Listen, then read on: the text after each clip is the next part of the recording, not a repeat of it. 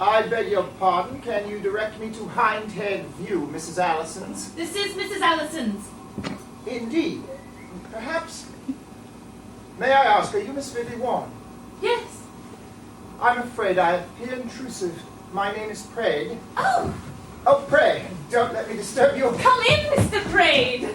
Glad to see you. Very kind of you, indeed, Miss Warren. Has your mother arrived? Is she coming? Didn't you expect us? No. Oh, now, I hope I've not mistaken the day. That'd be just like her, you know. Your mother arranged that she was to come down from London. I was to come over from Horsham to be introduced to you. Did she?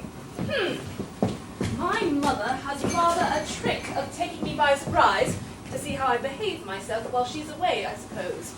I fancy I shall take my mother very much by surprise one of these days if she makes arrangements that concern me without consulting me beforehand.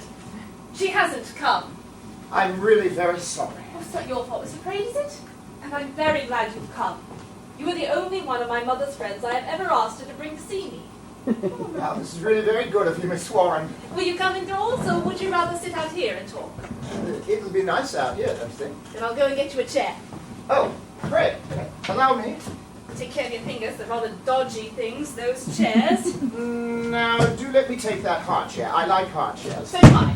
Sit down, Mr. Praed.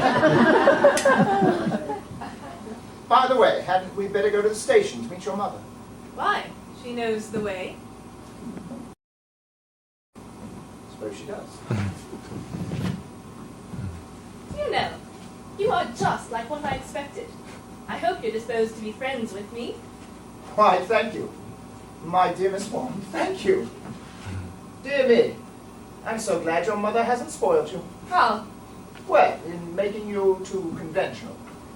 You know, Miss Warren, I'm a born anarchist. I hate authority. Spoils the relations between parent and child, even between mother and daughter. I was always afraid your mother would strain her authority. To make you too conventional, it's such a relief to find that she hasn't. Oh, have I been behaving unconventionally? No, dear no. At least not conventionally, unconventionally. You understand. But it was so charming of you to say you're disposed to be friends with me. You modern young ladies are splendid, perfectly splendid. Eh? When I was your age, young men and women were afraid of each other. There was no good fellowship, nothing real. Only gallantry copied out of novels, as vulgar and as affected as it could be. Gentlemanly chivalry, maidenly reserve, always saying no when you meant yes. Cynical purgatory for shy and sincere souls. Yes, I imagine there must have been a frightful waste of time. Especially women's time. Oh yes, waste of life, waste of everything. But things are improving. Been in a positive state of excitement about meeting you ever since your magnificent achievements at Cambridge, a thing unheard of in my day. It was perfectly charming. Your time with the third Wrangler, just the right place. You know, the first Wrangler is always such a dreamy, morbid fellow in whom the thing is pushed to the length of a disease. It doesn't pay. I wouldn't do it again for the same money. The same money? Yes, £50. Perhaps you don't know how it was. Mrs. Latham, my tutor at Newnham, told my mother that I could distinguish myself in the mathematical tripos if I went in for it in earnest. The papers were full just then of Philippa Summers beating the senior wrangler. You remember about it, of course. No, anyhow, she did. And nothing would please my mother but that I should do the same thing. I said flatly that it was not worth my while to face the grind, since I was not going in for teaching. But I offered to try for fourth wrangler, thereabouts, for £50. She closed with me at that, after a little grumbling, and I was better than my bargain. I wouldn't do it again for that. £200 would have been nearer the mark. Lord bless me, that's a very practical way of looking at it. Did you expect to find me an unpractical person? Well, surely it's practical to consider not only the work these honours cost, but also the culture they bring. Culture? My dear Mr. Praed, do you know what the mathematical tripos means? It means grind, grind, grind for 6 to 8 hours a day at mathematics, and nothing but mathematics. I'm supposed to know something about science, but I know nothing except the mathematics it involves. I can make calculations for engineers, electricians, insurance companies, and so on, but I know next to nothing about engineering or electricity or insurance. I don't even know arithmetic well. Outside mathematics, lawn tennis, eating, sleeping, cycling, and walking, I'm a more ignorant barbarian than any woman could possibly be who hadn't gone in for the tri-pass. What a monstrous, wicked, rascally system. I knew it. I felt at once it meant destroying all that makes womanhood beautiful. I don't object to it on that score in the least. I shall turn it to very good account, I assure you. Who? In what way? I shall set up chambers in the city and work at actuarial calculations and conveyancing. Under cover of that, I shall do some law, with one eye on the stock exchange all the time. I've come down here by myself to read law, not for a holiday, as my mother imagines. I hate holidays. You make my blood run cold. Are you to have no romance, no beauty in your life? I don't care for either, I assure you. You can't mean that. Oh, yes, I do. I like working and getting paid for it.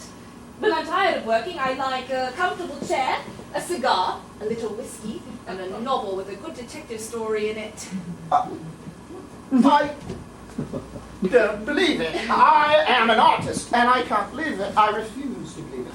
It's only that you haven't discovered yet what a wonderful world art can open up to you. Yes, I have. Last May, I spent 6 weeks in London with Honoria Fraser. Amal thought we were doing a round of sightseeing together, but I was really at Honoria's chambers in Chancery Lane every day, working away at actuarial calculations for her and helping her as well as Greenhorn could. In the evenings, we smoked and talked and never dreamt of going out except for exercise. And I never enjoyed myself more in my life.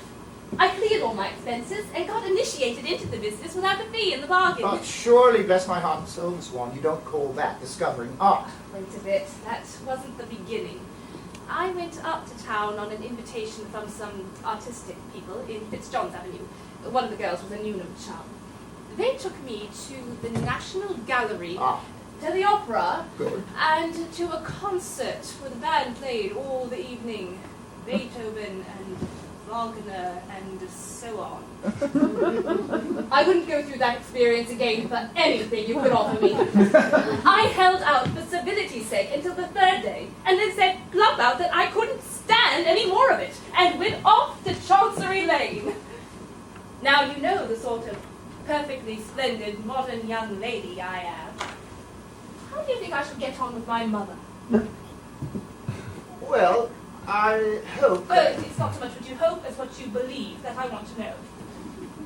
Well, I'm afraid she might be a little disappointed. Not from any shortcoming on your part, you understand? I don't mean that. It's just that you are so different from her ideal. Her what?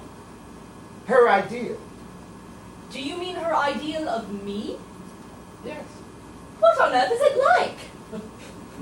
Well, you must have observed, Miss Warner. People who are dissatisfied with their own bringing up generally think the world would be all right if everybody were to be brought up quite differently. Now, your mother's life has been, well, I suppose you know. Don't suppose anything, Mr. Praed. I hardly know my mother.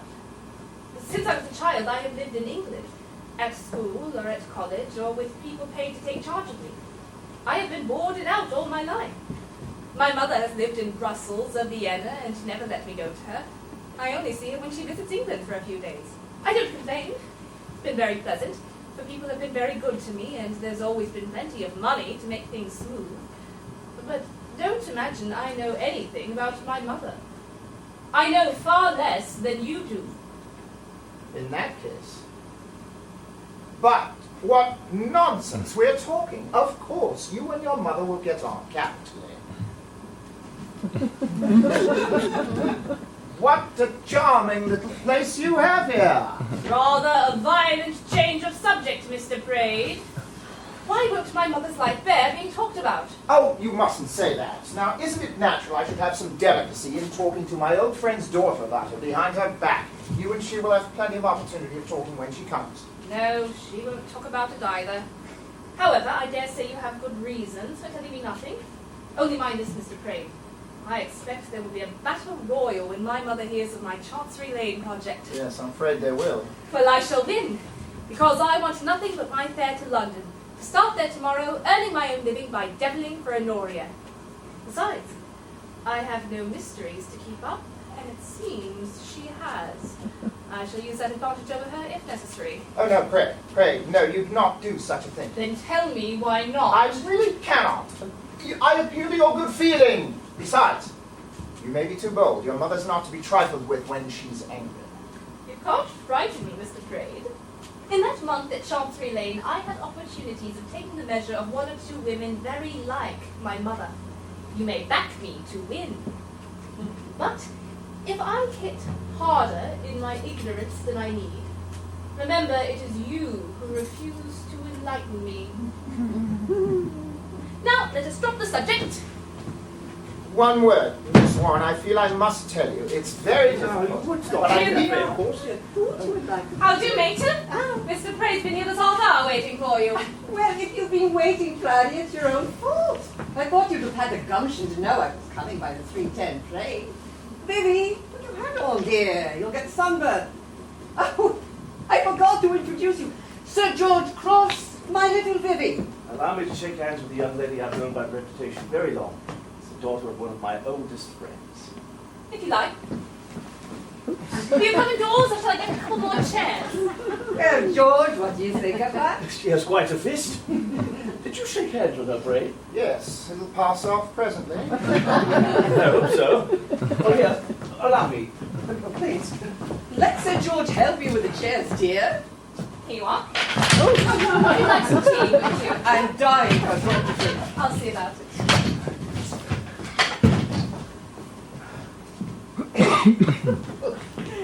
Just look at him, Freddy. He looks cheerful, don't you? He's been worrying my life out these 3 years to have that little girl of mine shown to him, and now that I've done it, he's quite out of countenance. Come, sit up, George, and take your stick out of your mouth. Well, I think, if you don't mind my saying so, we'd all better get out of the habit of treating her as a young girl. You see, she really has distinguished herself. And I'm not sure, from what I've seen of her, that she's not older than any of us. Only Mr. George. Older than any of us? Well, she has been stuffing you nicely with her importance. But young people are particularly sensitive about being treated in that way. Yes, and young people have to get all that nonsense taken out of them, and a good deal more besides. Don't you interfere, Praddy. I know how to treat my own child as well as you do. What does he take it like that for? You're afraid of Praed. What, me? Afraid of dear old Praddy? Why, a fly wouldn't be afraid of him. You're afraid of him. I trouble you to mind your own business and not try any of your sulks on me. I'm not afraid of you, anyhow. If you can't make yourself agreeable, you'd better go home. Come, Praddy. I know it was only your tender-heartedness. You're afraid I'll bully her. My dear Kitty, you think I'm offended. Pray, don't imagine that. Pray, don't. But I often notice things that escape you, and though you never take my advice, you admit afterwards often that you should have taken it. Well, what do you notice now? Only that Vivi is a grown woman. Pray, Kitty, treat her with every respect. Respect? Treat my own daughter with respect? What next, pray? Mother, will you come to my room for tea? Yes, dearie. Oh, don't be cross, Praddy. I say, Praed, Yes, I want to ask you a rather particular question. certainly. Oh, yes, that's right. They might hear us. Look here. Did Kitty ever tell you who the girl's father is? Never. Any suspicion who it might be? None. I know perhaps you might feel bound not to say if she said anything to you, but it's very awkward to be uncertain about it now that we're going to be seeing her every day. I don't know exactly how we ought to feel towards her. What difference can that make? We take her on her own merits. It doesn't matter who her father was. You know who he was. I said no just now. Did you not hear me? Look, Craig, I only ask a particular favour. If you know, I only say if you know, you can set my mind at rest about her. The fact is, feel attracted. What do you mean? Don't be alarmed, Praed. It's quite an innocent feeling. It's what puzzles me about it. For all I know, I could be her father. You! Impossible. You know for certain that I'm not. I know nothing about it, I tell you, any more than you, but really, Crofts, no. It's out of the question. There's not the least resemblance. Well, as to that, there's no resemblance between her and her mother that I can see. Don't suppose she's your daughter, is she? Really, Crofts? No offence, Praed. Quite allowable as between two men of the world. Now listen to me, my dear Crofts. I have nothing to do with that side of Mrs. Warren's life and never have. She's never spoken to me about it. And of course I've never spoken to her about it. Your own delicacy will tell you that a handsome woman needs some friends who are not, well, not on that footing with her. The effect of her own beauty would become a torment to her. She cannot escape from it occasionally. You are on probably much more confidential terms with Kitty than I am. Surely you can ask her the question yourself. I have asked her often enough. She's so determined to keep the child to herself that she denied had a father if she could. And I'm fairly uncomfortable about the Praed. Well, as you are, at all events, old enough to be her father, I don't mind agreeing that we both regard Miss Bibby in a parental way, as someone we are bound to protect and help. What do you say? I'm no older than you, if you come to that. Yes, you are, dear boy. You were born old. I was born a boy. I've never been able to feel the assurance of a grown-up man in my life. Ready, George, tea. She's calling us. Hello, Praed. Why, Frank Gardner, what on earth are you doing here? Staying with my father. The Roman father? He's rector here. I'm living with my people this autumn for the sake of economy. Things came to a crisis in July, and the Roman father had to pay my debts. He's stony broke in consequence, as am I. What are you up to in these parts? Do you know the people here? Yes. I'm spending the day with a Miss Warren. What? Do you know Vivi? Isn't she a jolly girl? I'm teaching her to shoot. With this. I'm so glad she knows you. You are just the sort of person she ought to know. It's ever so jolly to find you here, Praed. I know a friend of her mother. She brought me down here to make her daughter's acquaintance. A mother? Is she here? Yes, inside at tea. Maddie, the tea cake will be cold. Yes, in a moment, Miss Warren. I've just met a friend out here. Oh, what? A friend? Bring him in. All right. Will you accept the invitation? Is that Vivi's mother? Yes. Fine, Joe. What a lark. Do you think she'll like me? I've no doubt you'll make yourself popular as usual. Come in and try. Well, stop a bit. I want to take you into my confidence. Oh, pray don't. It's only some fresh folly like the barmaid at Red Hill. It's ever so much more serious than that. You say you've only just met Vivi for the first time. Yes. Then you have no idea what kind of girl she is. Such character, such sense, and her cleverness. Oh, my eye, Praed. But I can tell you, she is clever. And, well, need I add, she loves me. I say, Praed, what are you about? You come along. Hello. Sort of chap that would take a prize at a dog show, ain't he? Who's he? Sir George Crofts, an old friend of Mrs. Warren's. I think we had better really go in. Frank, hello. The Roman father. All right, Governor, yes, presently. Look here, Praed. You better go into tea. I'll join you directly. Very good. Well, sir, who are your friends here, if I may ask? It's all right, Governor. Come in. No, sir, not until I know whose garden I am entering. It's all right. It's Miss Warren's. I've not seen her in church since she came. Of course not. She's a third wrangler, ever so intellectual. Took a higher degree than you did, so why should she come to hear you preach? Don't be disrespectful, sir. Oh, come, it don't matter. Nobody hears us. Come in. I want to introduce you to her. Do you remember the advice you gave me last July, Governor? Yes, I advised you to conquer your idleness and flippancy and work your way into an honorable profession and live on it, not upon me. No, that's what you thought of afterwards. What you actually said was that since I had neither brains nor money, I better put my good looks to account by marrying someone with both. Well, Miss Warren has brains. You can't deny that. Brains are not everything. Of course not. There's the money. I wasn't thinking of money, sir. I was speaking of higher things. social position, for instance. I don't care a rap about that. But I do, sir. Well, no one wants you to marry her. Anyhow, she has what amounts to a high Cambridge degree and seems to have as much money as she wants. I greatly doubt whether she has as much money as you will want. Oh, come! I haven't been so very extravagant. I live ever so quietly. I don't drink, I don't bet much, and I never go regularly to the razzle-dazzle as you did when you were my age. Silence, sir! You told me yourself, when I was making ever such an ass of myself by the barmaid at Red Hill, that you once offered a woman £50 in exchange for the letters that... Right, for heaven's sake! You are taking an ungentlemanly advantage of what I confided to you for your own good.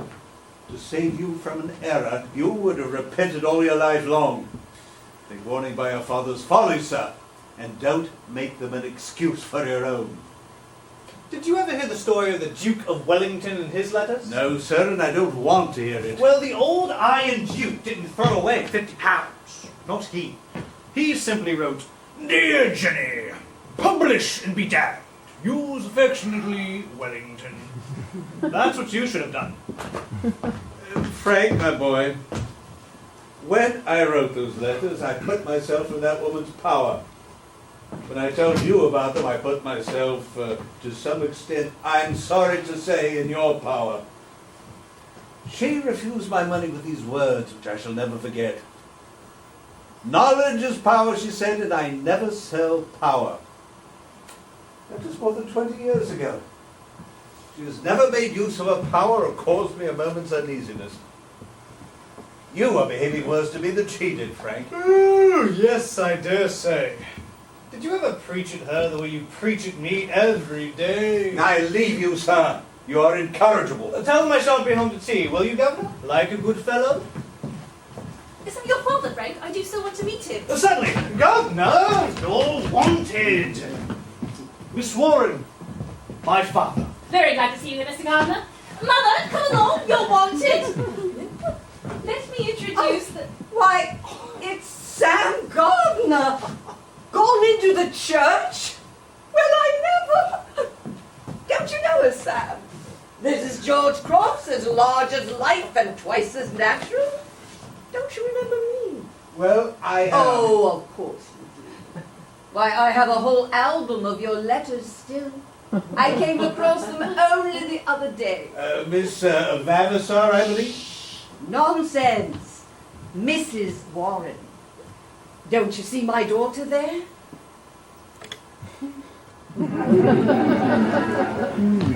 I love my laddie, a bonny evening laddie. If you see her, you would find me hard well. I'll make her in September, waiting in November. I'm soon here to myself. My father has contented, I'm feeling quite contented. I'm waiting till the bargain where I get. I sit and weary, when I think of good my dearie, and you'll always hear me singing this. I love my laddie, a bonny, bonny laddie. She's as pure as the lily in the dell, and she's as sweet as the heather, the bonny purple heather, very the Scotch blue girl.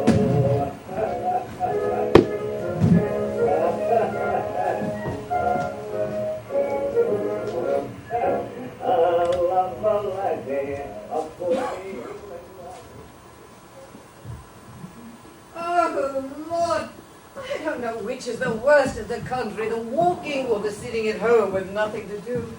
I could do with a whiskey and soda now very well if they had such a thing in this place. Perhaps Vivi's got some. Nonsense. What a young girl like her be doing with such things? Never mind. Don't matter. I wonder how she passes her time here. I'd a good deal rather be in Vienna. Let me take you there. Oh, would you? Yeah, I'm beginning to think you're a chip off the old block. Like the governor, eh? Never you mind. What do you know about such things? You're only a boy. Do come to Vienna with me. It'd be ever such larks. No, thank you. Vienna is no place for you, at least not till you're a little older. Oh. Now look here, little boy.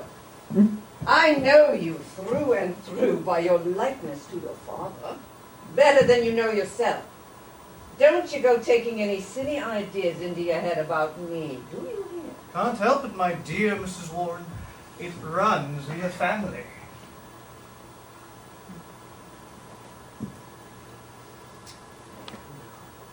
I am wicked. I shouldn't have done that.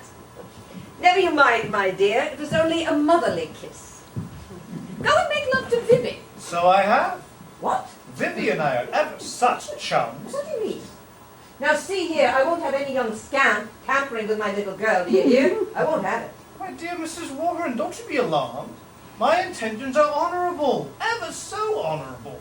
And your little girl is jolly well able to take care of herself. She don't need half so much looking after as her mother. She ain't so handsome, you know. Well, you have got a nice healthy 2 inches of cheek all over you. I don't know where you got it. Not from your father, anyhow. The gypsies, I suppose, broom squires are far worse. Remember, you had your walking. Perjury at the Winchester Assizes is deplorable. Well, what became of you two? And where's Praddy and Vivi? They went up the hill. We went to the village and wanted a drink. You want to go off like that without telling me?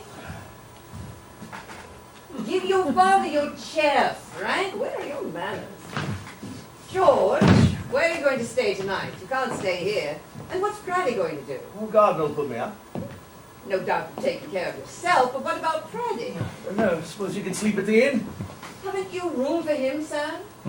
Well, you see, as rector here, I am not free to do as I like. What is Mr. Prade's social position? Oh, he's all right. He's an architect. What an old stick in the mud you are, Sam. Yes, it's all right, Governor. He built that place for the Duke down in Wales. Caernarvon Castle, you must have heard of it. Oh, well, in that case, of course, we shall only be too happy. Yeah, I suppose he knows the Duke personally. Oh, yes, ever so intimately. We can stick him in Georgina's old room. Well, that's settled. Now, if those two would only come in and let us have supper. They've no right to stay out after dark like this. What harm are they doing you? Well, harm or not, I don't like it. Better not wait for them, Mrs. Warren.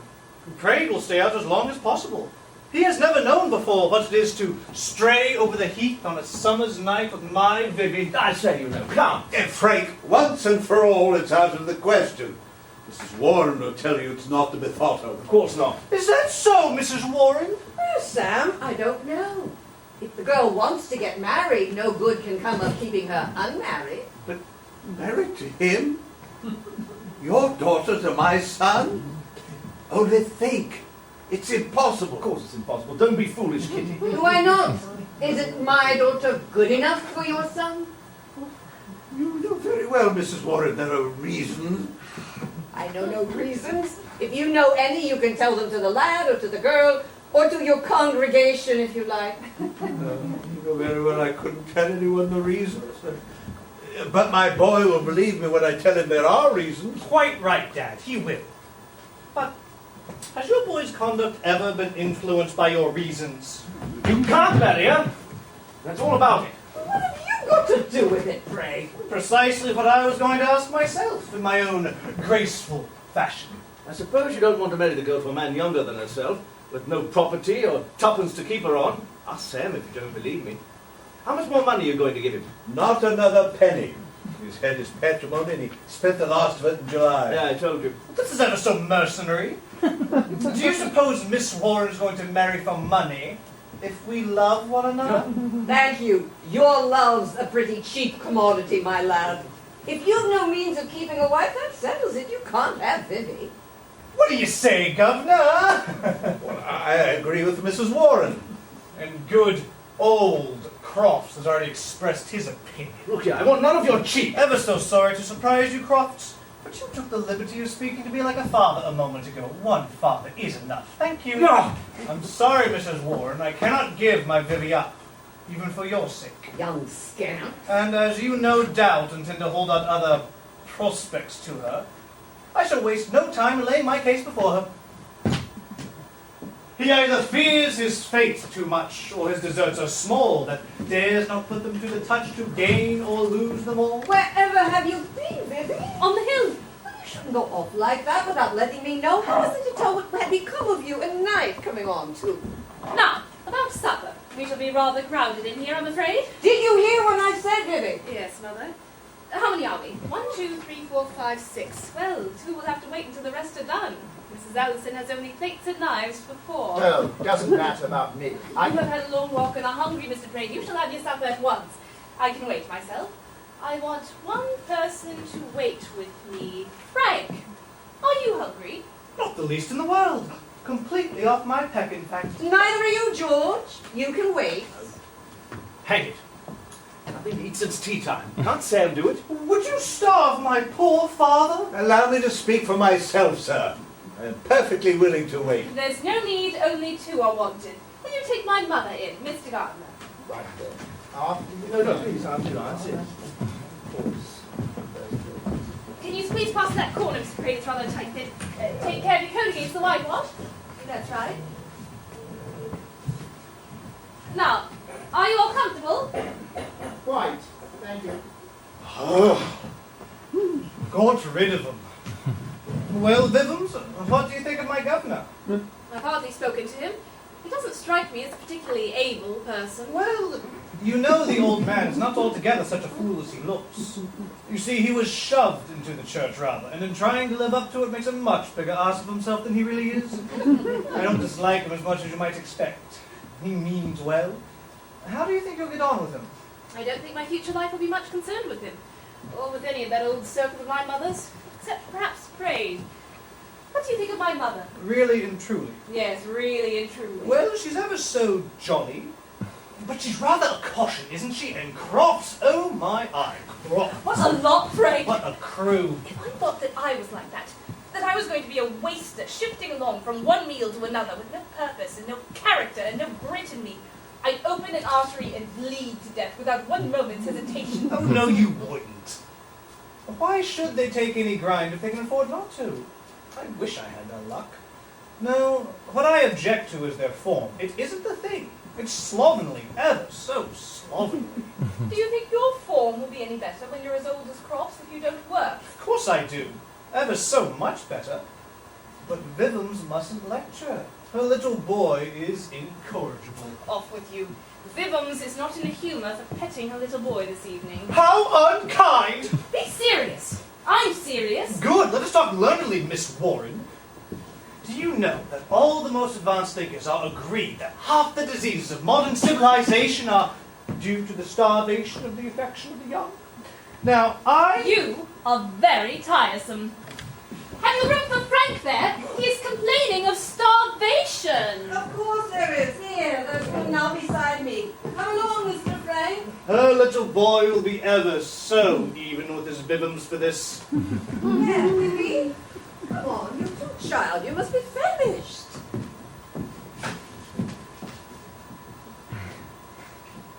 Why, George, you can't be done. You've eaten nothing. Is there anything wrong with you? All I wanted was a drink. Well, I like enough to eat, but a little of that cold beef and cheese and lettuce goes a long way. What you go encouraging that young pup for? Now see here, George. What are you up to about that girl? I've been watching your way of looking at her. Remember, I know you and what your looks mean. No harm in looking at her, is there? I'll put you out and pack you back to London pretty soon if I see any of your nonsense. My girl's little finger is more to me than your whole body and soul. Take your mind easy. The young pup has no more chance than you have. Let a man take an interest in a girl. Not a man like you. How old is she? Never you mind how old she is. Why do you make such a secret of it? Because I choose. Well, I'm not 50 yet. My property's as good as it ever was. Yes, because you're as stingy as you're vicious. Baronet isn't to be picked up every day. No other man in my position would put up with you for a mother-in-law. Why shouldn't she marry you? You? Well, the three of us could live quite comfortably together. I'd die before her, and leave her a bouncing widow with plenty of money. Why not? It's been growing my mind all the time I've been walking with that fool inside there. Yes. It's the sort of thing that would grow in your mind. Kitty, need to put on any airs. I'll settle the whole property on her. want to check for yourself on the wedding day, you name any figure you like, in reason. So, it's come to that with you, George. Like all the other worn-out old creatures. Damn.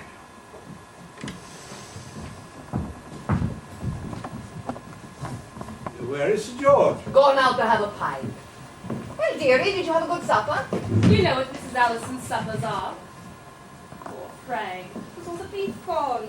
They get nothing but bread, cheese, and ginger beer. The butter is really awful. I must get some down from the stores. Do, in heaven's name. Frank, my boy, it's time we were thinking of home.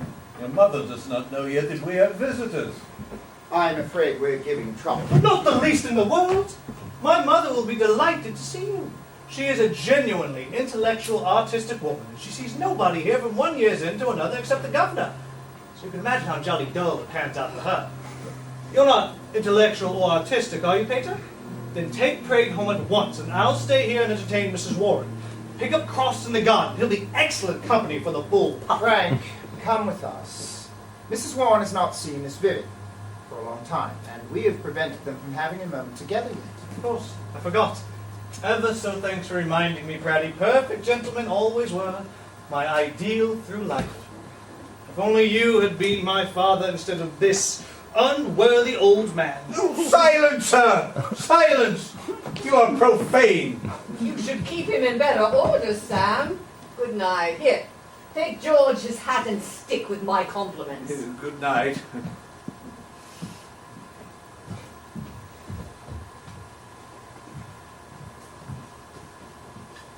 Come along, sir.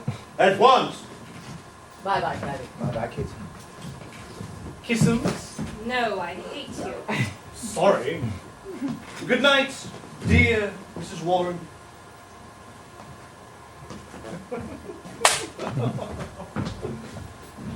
Did you ever in your life hear anyone rattle on so? Isn't he a tease? Now that I think of it, dearie, don't you go encouraging him. I'm sure he's a regular good for nothing. I'm afraid so. Poor Frank. I shall have to get rid of him, but I shall feel sorry for him, though he's not worth it. That man Cross does not seem to me to be good for much either. Is he? What do you know of men, child, to talk that way of them? You'll have to make up your mind to see a good deal of Sir George Cross, as he's a friend of mine. Why? Do you expect that we shall be much together? You and I mean. Of course, until you're married. You're not going back to college again. Do you think my way of life would suit you? I doubt it. Your way of life? What do you mean? Has it really never occurred to you, Mother, that I have a way of life, like other people? What nonsense is this you're trying to talk? Do you want to show your independence now that you're a great little person at school? Don't be a fool, child. That's all you have to say on the subject, is it, Mother? Don't you keep on asking me questions like that. Hold your tongue. You and your way of life, indeed. What next? Your way of life will be what I please, so it will. I've been noticing these airs in you ever since you got that tripass, or whatever you call it. If you think I'm going to put up with them, you're mistaken. And the sooner you find it out, the better. What I have to say on the subject, indeed. Do you know who you're speaking to, miss? No! Who are you? What are you? Young imp! Everybody knows my reputation, my social standing, and the profession I intend to pursue. I know nothing about you. What is that way of life which you invite me to share with you and Sir George Cross, pray? Take care. I shall do something I'll be sorry for after, and you too. Well, let us drop the subject until you are better able to face it.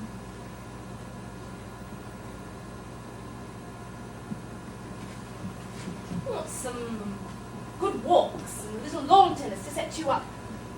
You're shockingly out of condition. You were not able to manage 20 yards uphill today without stopping to pant, and your wrists and mere rolls of fat. Look at mine. Livy! Oh, now pray don't begin to cry, anything but that. I really cannot stand whimpering. I will go out of the room if you do. Oh, my darling, how can you be so hard on me? Have I no rights over you as your mother? Are you my mother? Am I your mother? Oh, Livy. Then where are our relatives? My father? Our family friends? You claim the rights of a mother. The right to call me fool and child. To speak to me as no woman in authority over me at college dare speak to me. To dictate my way of life, and to force on me the acquaintance of a brute whom anyone could see to be the most vicious sort of London man about town. Before I give myself the trouble to resist such claims, I may as well find out whether they have any real existence. No, stop! Stop, I am your mother, I swear it. Oh, you can't mean to turn on me, my own child. It's not natural. You believe me, don't you? Say you believe me! Who was my father? You don't know what you're asking, I can't tell you. Yes, you can if you like. I have the right to know, and you know very well I have that right. Refuse to tell me if you please, but if you do, you shall see the last of me tomorrow morning. Horrible, you talk like that.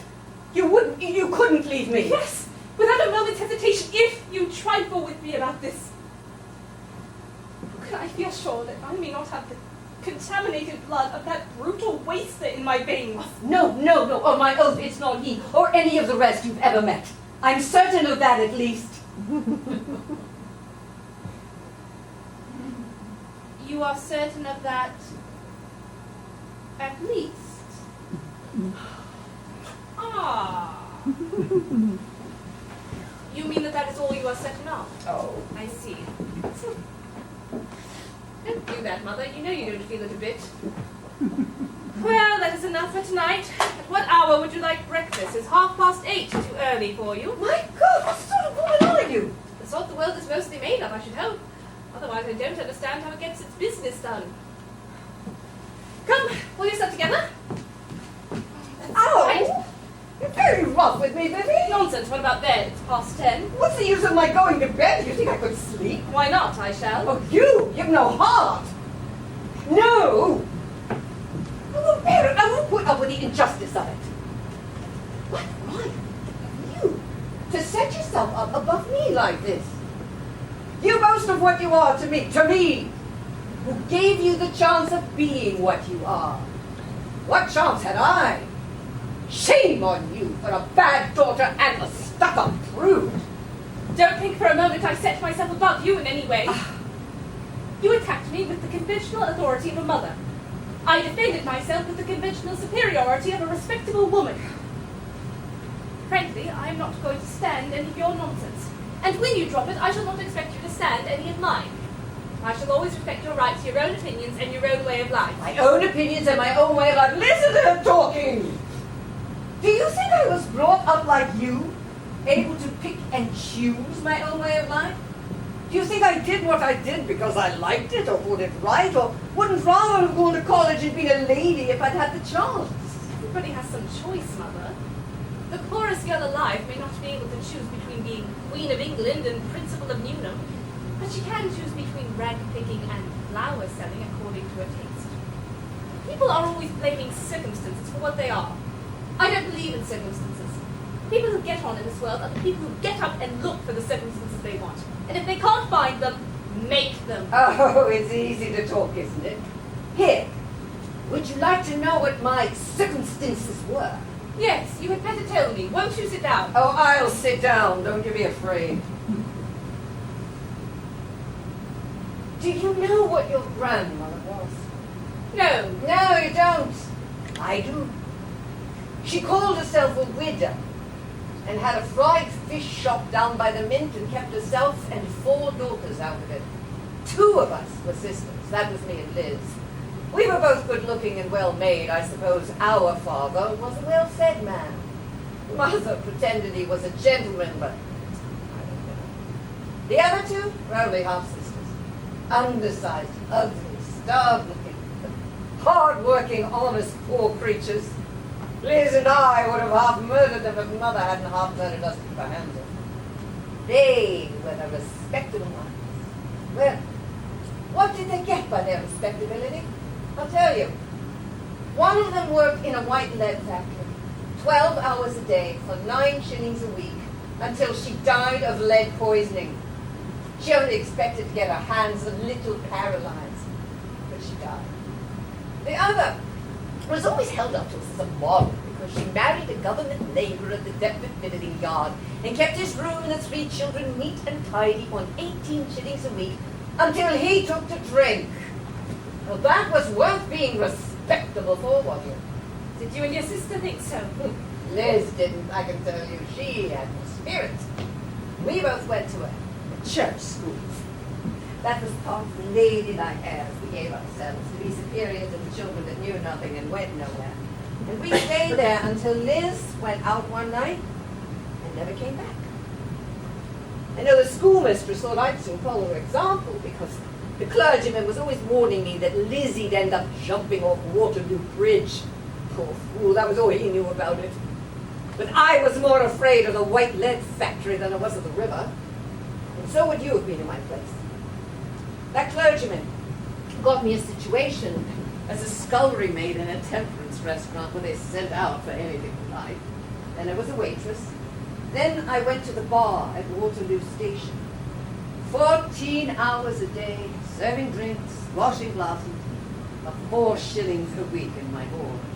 That was considered a great promotion for me. Well, one cold, wretched night, when I was so tired I could hardly keep myself awake, who should come up for a half a scotch but Lizzie, in a long fur cloak, elegant and comfortable, with a lot of sovereigns in her purse. My Aunt Lizzie. Yes, and a very good aunt to have, too. She's living down at Winchester now, close to the cathedral. One of the most respectable ladies there. Chaperones girls at the country ball, if you please. No river for Liz, thank you. You remind me of Liz a little. She was a first-rate businesswoman. Saved money from the beginning, never let herself look too like what she was. Never lost a head, threw away a chance. When she saw I'd grown up good-looking, she said to me across the bar, "What are you doing here, you little fool? Wearing out your health and your appearance for other people's profits?" Liz was saving money then to take a house for herself in Brussels, and she thought we two could save faster than one, so she lent me some money, gave me a start. But I saved steadily, and first paid her back, and then went into business with her as a partner. Why shouldn't I have done that? The house in Brussels was real high class. Much better place for a woman to be than the factory where Aunt Jane got poisoned. And none of the girls were ever treated as I was treated in the scullery at that temperance place or at the Waterloo Bar or at home. Would you have had me stay in them and become a worn-out old drudge before I was 40? No. But why did you choose that business? Saving money and good management will succeed in any business. Yes, saving money, but where can a woman get the money to save in any other business? Could you save out of 4 shillings a week and keep yourself dressed as well? Not you. Of course, if you're a plain woman, you can't earn anything more. Or if you return from musical, stage, or newspaper writing, that's different. But neither Liz nor I had any turn for such things at all. All we had was our appearance and our turn for pleasing men. You think we were such fools as to let other people trade on our good looks by employing us as shop girls or barmaids or waitresses when we could trade on them ourselves and get all the profits instead of starvation wages? Not likely. You're certainly quite justified from the business point of view. Ah, yes. Or any other point of view. What is any respectable girl brought up to do but catch some rich man's fancy and get the benefit of his money by marrying him?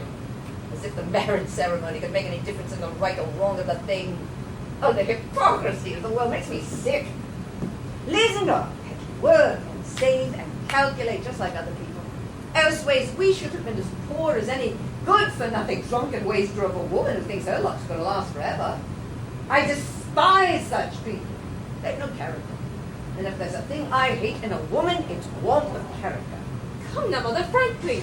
Isn't it part of what you call character in a woman that she should greatly dislike such a way of making money? Well, of course, everybody dislikes having to work and make money, but they have to do it all the same. I'm sure I've often pitied a poor girl, tired out and in low spirits, trying to please some man she doesn't care 2 straws for. So half-drunken fool who thinks he's making himself agreeable when he's teasing and worrying and disgusting a woman so that hardly any money could pay her for putting up with it.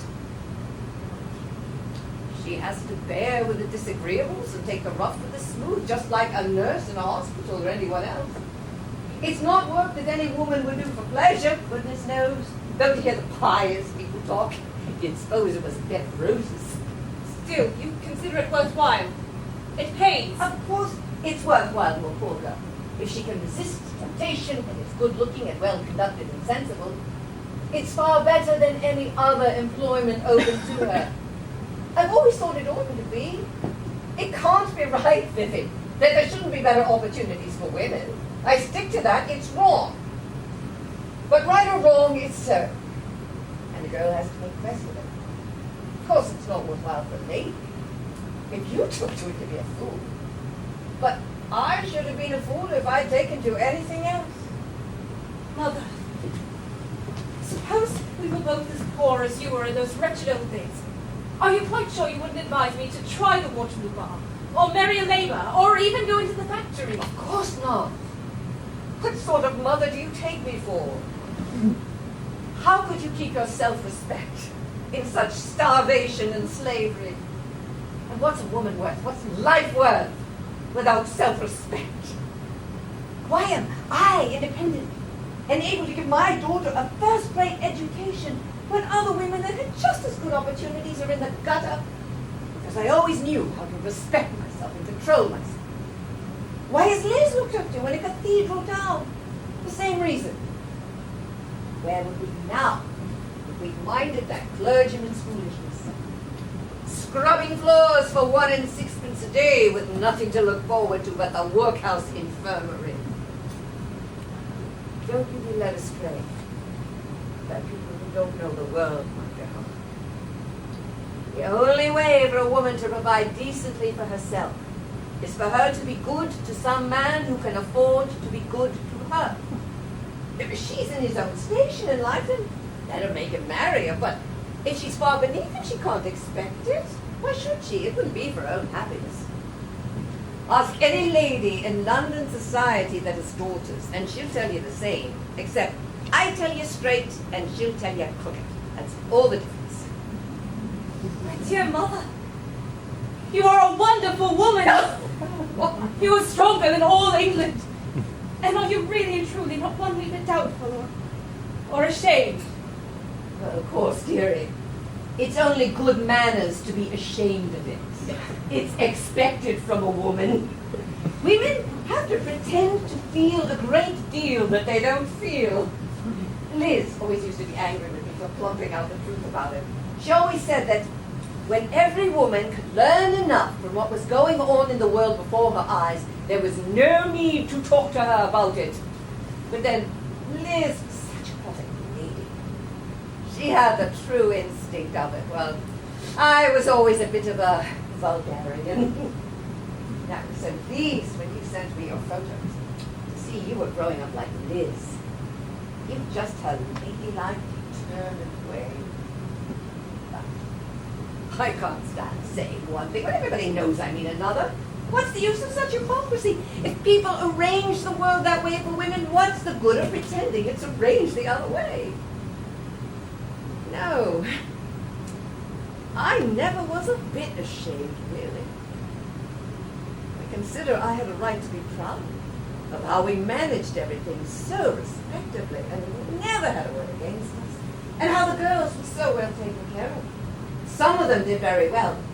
One of them married an ambassador. Of course, now, I daren't talk about such things.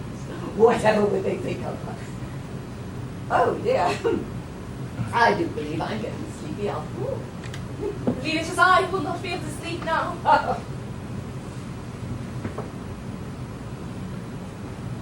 Let in the fresh air before locking up. Beautiful night. Look! Yes, dear, but take care you don't catch a death of cold from the night air. Nonsense. Oh, yes. Everything I say is nonsense, according to you. Really, Mother, that is not so. You have got completely the better of me tonight. I intended it to be the other way. Let us be good friends now. so it has been the other way, but I suppose I must give in to it. I always got the worst of it from Liz, and now I suppose it will be the same with you. Well, never mind. Come. Good night, dear old mother. I brought you up well, didn't I, dear? You did. And you'll be good to your poor old mother for it, won't you? I will. Good night. Blessings on my own, dear.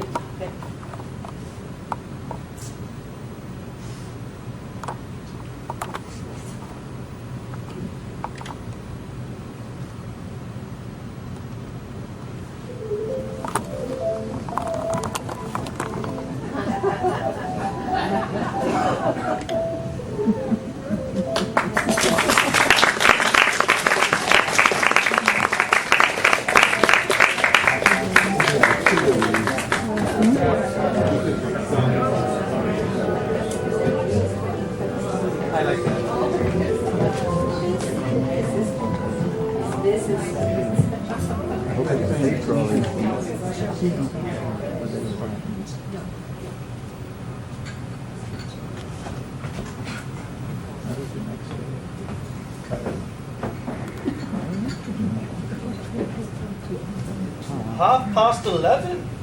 Nice hour for a rector to come down to breakfast. Don't mock, Frank. Don't mock. I'm a little... Off colour? No, sir. Unwell this morning. Where's your mother? Don't be alarmed, she's not here. Gone to town by the 11:13 with Bessie. She left several messages for you. Do you feel the equal to receiving them now, or shall I wait till after you've breakfasted? I have breakfasted, sir. But I'm surprised at your mother going to town when we have people staying with us. I think it very strange. Possibly she has considered that. At all here, and you are going to sit up with them every night until 4, recounting the incidents of your fiery youth. It is clearly my mother's duty as a prudent housekeeper to go up to the stores to purchase a barrel of whiskey and several hundred siphons. I did not observe that Sir George drank excessively. You are not in a condition to, Governor. You mean to say that I never saw a beneficed clergyman less sober. The anecdotes you told last night about your past career were so awful that I don't think Praed would have passed the night under your roof had it not been for the way my mother and he took to one another. Nonsense, sir. I am Sir George Croft's host. I must talk to him about something. He has only one subject. Where is Mr. Praed now? Driving my mother and Bessie to the station. Is Crofts up yet? Oh yes, long ago. He hasn't turned a hair. He's in much better practice than you. He's kept it up ever since, probably. He's taken himself off somewhere to smoke. Frank, Yes? do you think the Warrens will expect to be asked here after yesterday afternoon? They've been asked already. What? Crofts informed us at breakfast that you told him to bring the Warrens over here and invite them to make this house their home. My mother then felt she must go to town by the 11:13 train. I never gave any such invitation. I never thought of such a thing. How do you know, Governor, what you said or thought last night? Good morning. Oh, good morning. I must apologize for not having met you at breakfast. I have a touch of... Clergyman's sore throat, Praed. Fortunately, not chronic. Well, I must say that your home is in a charming spot. You're really most charming. Yes, it is indeed. Frank will take you for a walk, Mr. Praed, if you like. I will ask you to excuse me. I must take this opportunity to write my sermon. Well, Mrs. Gardner's away and you're all amusing yourselves. You won't mind, will you? Certainly not. Don't stand on the slightest ceremony with me. Thank you. I'll,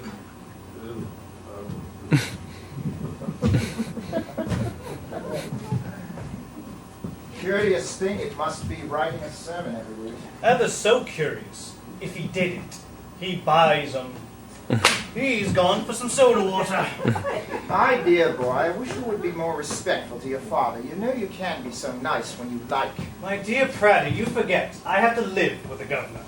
And when two people live together, it don't matter whether they're father and son, or husband and wife, or brother and sister. They can't keep up the polite humbug that's so easy for 10 minutes on an afternoon call. Now, the governor, who unites to many admirable domestic qualities the irresoluteness of a sheep and the pompousness and aggressiveness of a jackass. No, pray, my dear boy, remember he is your father. I give him due credit for that.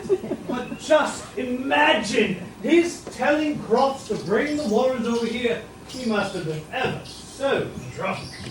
No, my dear Praddy, my mother wouldn't stand Mrs. Warren for a moment. Vivi mustn't come here until she's gone back to town. But, your mother doesn't know anything about Mrs. Warren, does she? I don't know. Well, her journey to town certainly looks as if she did. Well, not that my mother would mind in the ordinary way. She has stuck like a brick to lots of women who had gotten themselves into trouble. But they were all nice women. That's the real difference. Mrs. Warren no doubt has her merits, but she's ever so rowdy. No, my mother wouldn't put up with her, so... Hey, Frank! No. Mrs. Warren and her daughter are coming across the heath with Crofts. I saw them from the study windows. What am I to say about your mother? Stick on your hat and go out and say how delighted you are to see them, and that Frank's in the garden, and that Mother and Bessie were called away to the bedside of a sick relative and were ever so sorry they couldn't stop, and that you hope Mrs. Warren slept well, and say any blessed thing except the truth and leave the rest to Providence. But how are we to get rid of them afterward? No time to think of that now. Here! He's so impulsive, I don't know what to do with him, Mr. Praed. Off you go. Praed and I will stay here to give the whole thing an unpremeditated air. We've got to get the old girl back to town somehow. Honestly, Praed, do you like seeing Mrs. Warren and her together? Oh, why not? Well, don't it make your flesh creep ever so little? That wicked old devil, after every villainy under the sun, and Vivi... Hush, hush, pray, they're coming. Look, she has her arm around the old woman's waist. It's her right arm she began and she's gone sentimental. By God, no. Now do you begin to feel the creeps? Ever so delighted to see you, Mrs. Warren. This quiet old rectory garden comes you perfectly. Well, I never. Did you hear that, George? He said I look well in a quiet old rectory garden. You look well everywhere, Mrs. Warren. Bravo, Governor. Let's all have a treat before lunch. First, let's see the church. Everyone has to do that. It's a regular old 13th century church. The governor's quite fond of it because he got up a restoration fund and had the whole thing completely rebuilt 6 years ago. The Praed can show you its points. Certainly, if the restoration has left any to show. I'd be pleased, I'm sure, if Sir George and Mrs. Warren really care about it. Oh, come along and get it over. I have no objection. No, not that way. We go across the fields, if you don't mind. Over here. Oh. All right.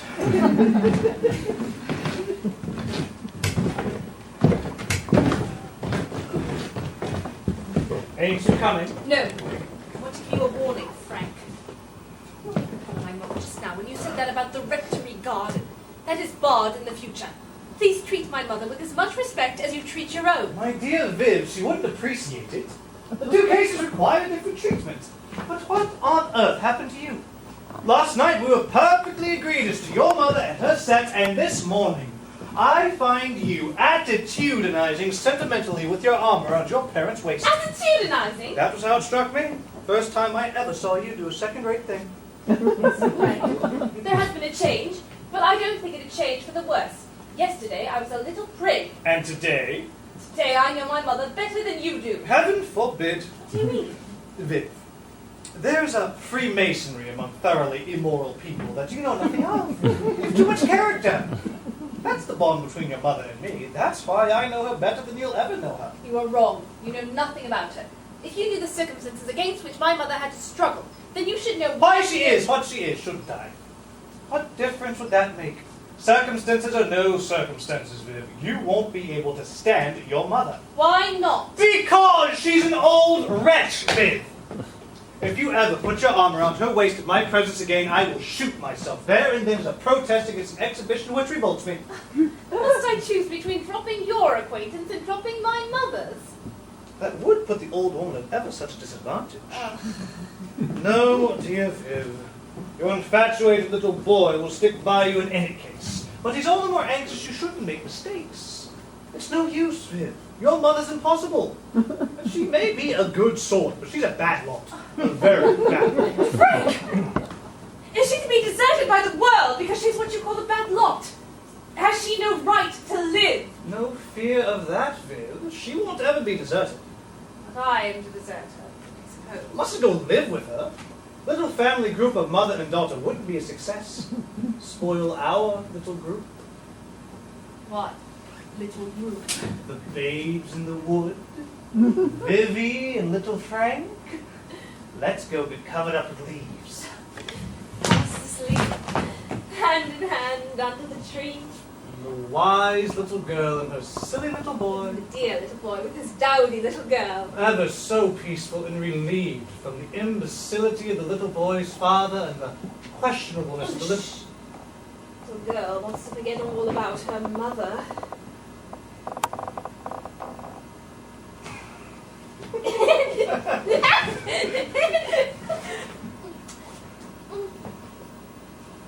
Oh, what a pair of fools we are. Come sit up. Gracious, your hair. I want to do all grown-up people play in that childish way when nobody is looking. I never did it when I was a child. Neither did I. You are my first playmate. Oh, damn. Oh, my damn. Shh. Here's this brute, Crofts.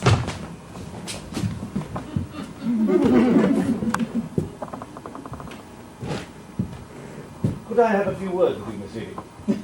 Certainly. Excuse me, Governor. They're waiting for you in the church, if you don't mind. Anything to oblige you, Crofts, except church. Should you happen to want to be business, ring the gate bell.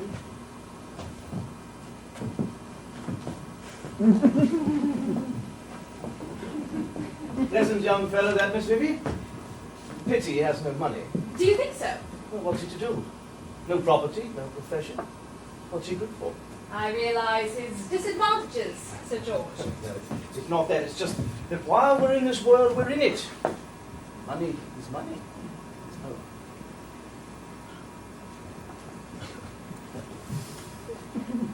Nice day, isn't it? Very. Well, that's not what I came to say. Look here, Miss Vivie, I'm quite aware that I'm not a young ladies' man. Indeed, Sir George. Yes, I wouldn't want to be either. When I say a thing, I mean it. When I feel a sentiment, I feel it in earnest. And when I value something, I pay hard money for it. That's just the sort of man I am. It does you great credit, I'm sure. I don't mean to praise myself. I have my faults. No man is more sensible about that than I am. Yes, I'm not perfect. But that's one of the advantages of being a middle-aged man. I'm not a young man, and I know it. But my code is a simple one, but I think a good one. Honor between man and man, fidelity between man and woman, and no cant about this religion or that religion, but an honest belief that things are making for good on the whole.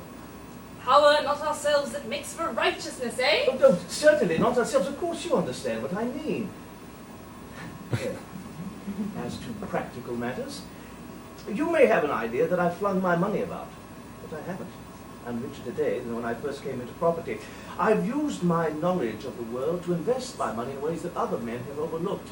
And whatever else I may be, I'm a safe man from a money point of view. It's very kind of you to tell me all this. Come now, Miss Vivie, you needn't pretend you don't know what I'm driving at. I want to settle down with a lady, Cross. Suppose you think me rather blunt, eh? Not at all. I'm very much obliged to you for being so definite and businesslike. I quite appreciate the offer, the money, the position, Lady Cross, and so on. But I think I will say no, if you don't mind. I'd rather not. Well, no hurry. Just thought I ought to let you know, in case young Gaza there should try and trap you. Leave the question open. My no is final. I won't go back from it. I'm a good deal older than you. 25 years. Quarter of a century. I shan't live forever. I'll take care that you're well off when I'm gone. I am proof against even that inducement, Sir George. Don't you think we'd better take your answer? There is not the slightest chance of my altering it. No matter. I could tell you some things that make you change your mind fast enough, but I'd rather win you by honest affection. I was a good friend to your mother. Ask her if I wasn't. She'd never have made the money to pay for your education, not to mention the advice and help that I gave her. There have not many men that have stood by her as long as I have. I put no less than £40,000 into it, first to last. Do you mean to say that you were my mother's business partner? Yes. Now, think of all the trouble and explanation it would save if we were to keep it in the family, so to speak. Ask your mother whether she'd like to have to explain her affairs to a perfect stranger. I see no difficulty, since I understand that the business is wound up and the money invested. Wound up?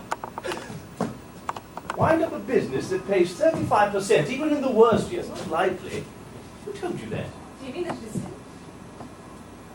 What business are you talking about? Well, the fact is, it's not exactly what would be called a high-class business in my set. The country set, if you will. Our set it will be if you think better of my offer. Well, not that there's any mystery to it. No, don't think that. And of course, your mother being in it is perfectly straight and honest. I've known her for many years, and she'd cut off her hand sooner than touch anything that isn't what it ought to be.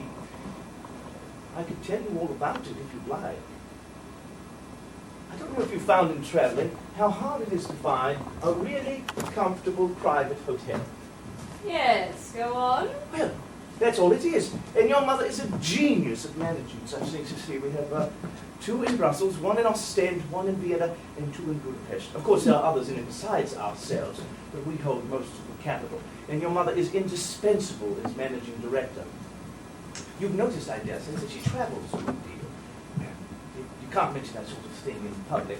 Once you let out the word hotel, people think you're keeping a public house. So we wouldn't want people to think that of your mother now, would we? And that's why I was so reserved about it. Oh, but by the way, you'll keep this to yourself, won't you? It's been a secret for so long. That it remains. And this is the business you invite me to join you in? Oh, no, my wife shan't be troubled with business. You'll be in it no more than you've always been. I always been, what do you mean? Only that you've always lived on it. Paid for education. The dress you have on your back. Don't turn up your nose at business, Miss Vicky. Where would your noodles and Gertrude be without it? Take care! I know what this business is. Who told you? Your partner! My mother! No, Just so. she ought to have had more consideration for you. I'd never have told you. I think you would probably have told me when we were married. It would have been a convenient weapon to break me in with. I never intended that. On my word as a gentleman, I didn't. Does not matter. I suppose you understand that when we leave here today, our acquaintance ceases. Why? It's because I helped your mother. My mother was a very poor woman who had no reasonable choice but to do as she did.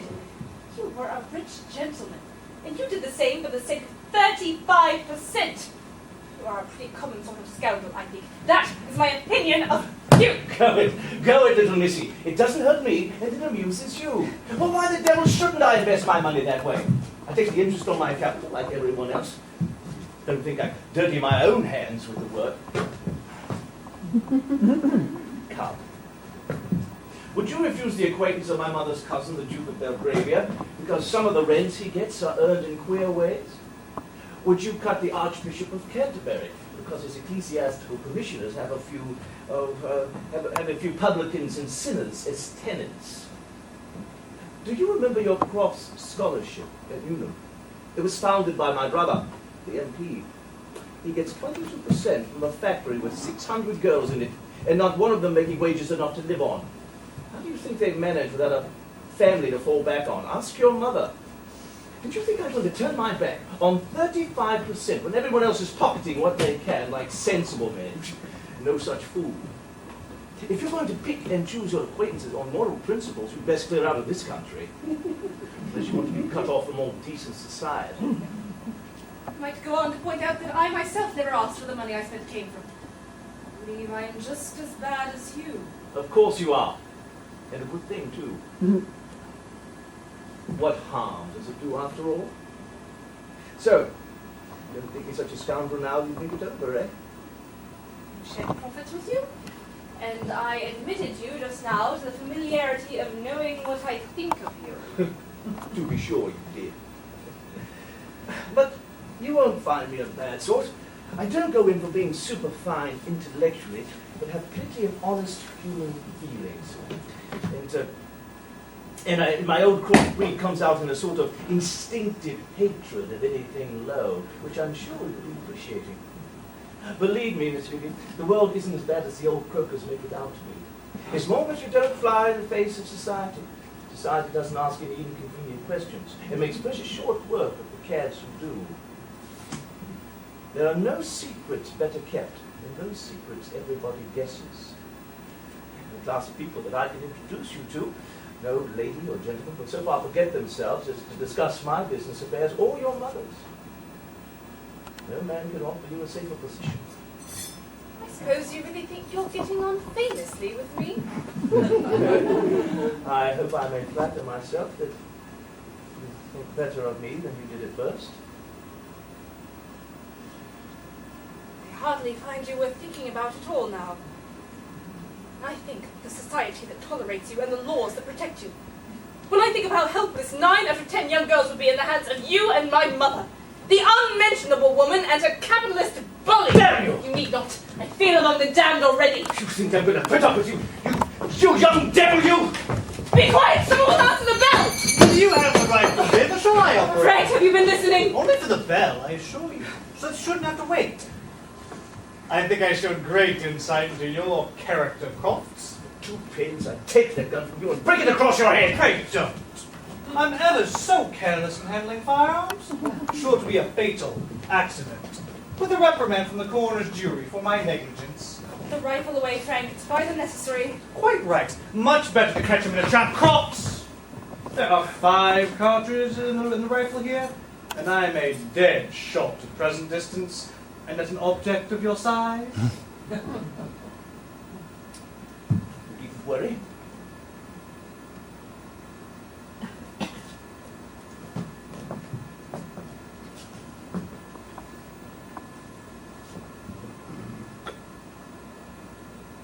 I'm going to touch you.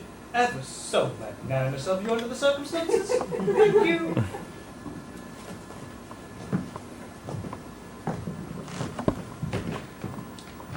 I'll just tell you this before I go.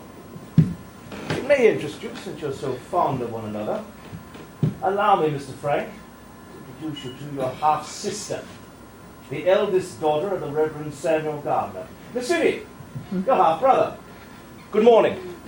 You'll testify that it was an accident, Viv. Fire now, you may! Stop! Take care! Go, you mean little boy, such a start. What if it had gone off? Suppose it had! So you think it would not have been a relief to have some sharp physical pain tearing through me? Take it ever so easy, dear Viv. Even if the rifle frightened that fellow into telling the truth for the first time in his life, but that only makes us the babes in the woods in earnest. Come on, be covered up with leaves again. Oh, not that. You make all my flesh creep. Hi, what's the matter? Goodbye. Hello? Viv, where are you going? Where shall we find you? At Honoria Fraser's chambers, 67 Chancery Lane, for the rest of my life. But, Viv! Dash it!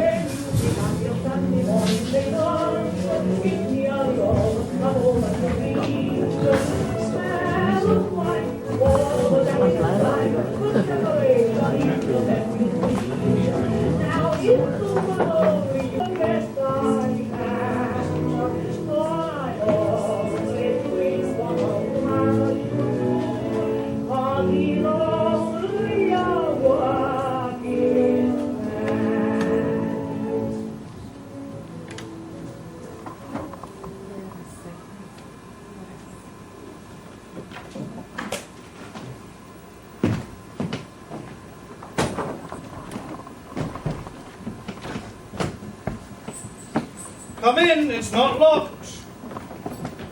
What are you doing here? Waiting for you. I've been here for hours. Is this the way you attend to your business? I've been away exactly 20 minutes for a cup of tea. How did you get in? The staff had not left when I arrived. He's gone to play cricket on Primrose Hill. Why don't you hire a woman? Give your sex a chance. What have you come for? Viv, let's take the Saturday half holiday somewhere like the Star. What do you say to Richmond and music hall and a jolly supper? Can't afford it. I shall put in another 6 hours' work before I go to bed. Can't afford it, can't we? Uh-huh. Look here, Viv. Gold, Viv, gold. Where did you get it? Gambling, Viv. Gambling. Poker. Part me and stealing it. No, I'm not coming. I want to talk to you ever so seriously. Very well. Sit down in an Honora's chair here. I'd like 10 minutes to chat after tea.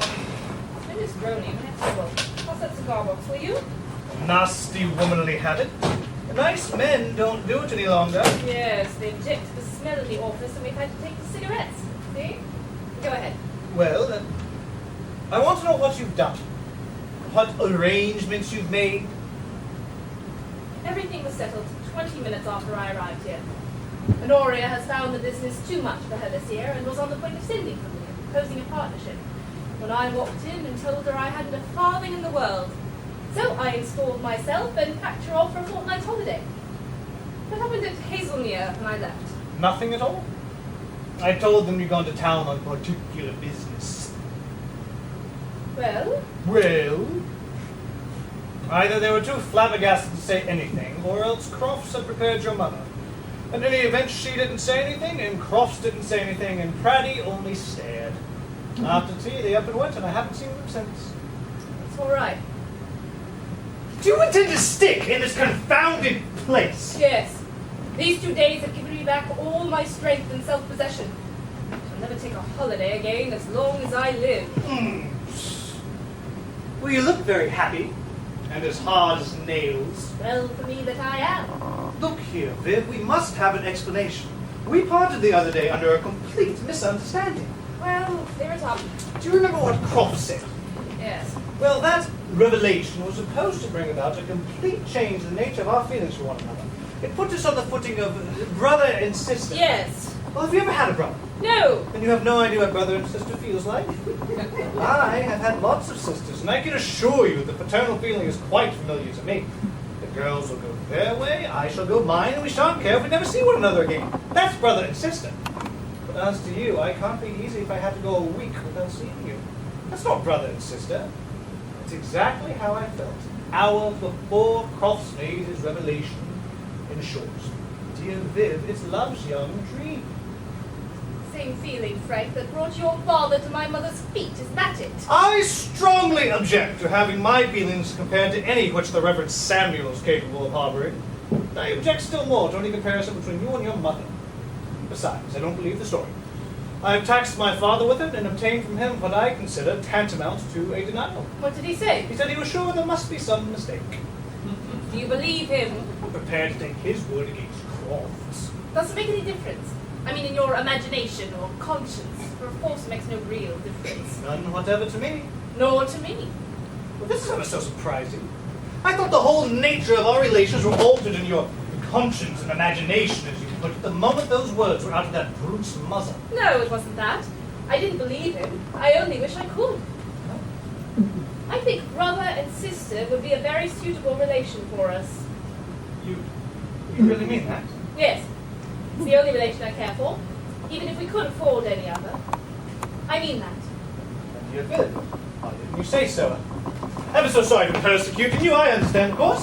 Understand what? Oh, I'm not a fool in the ordinary sense, only in the scriptural sense of doing all the things the wise man declared to be folly after trying them himself on the most extensive scale.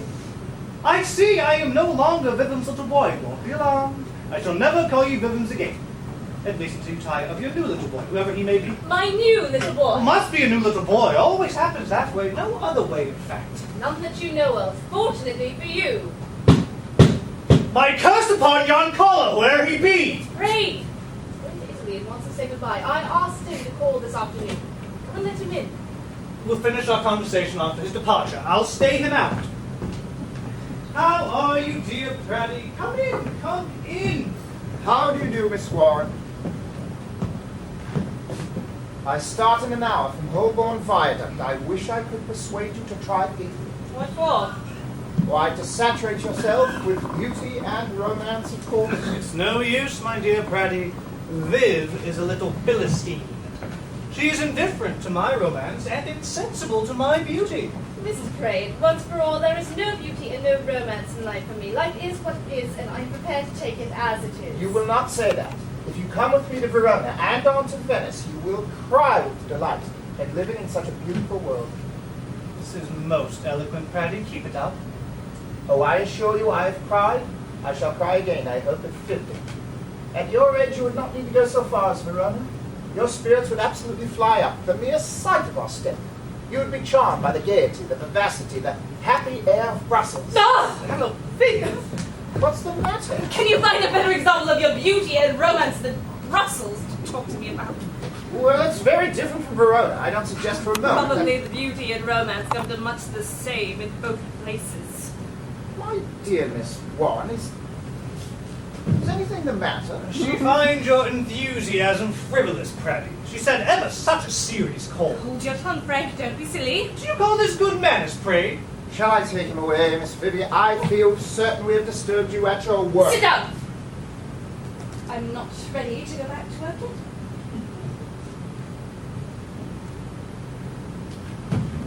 I think I had an attack of nerves. Got a bit of it. But there are two subjects I want dropped, if you don't mind. One of them is love's young dream in any shape or form.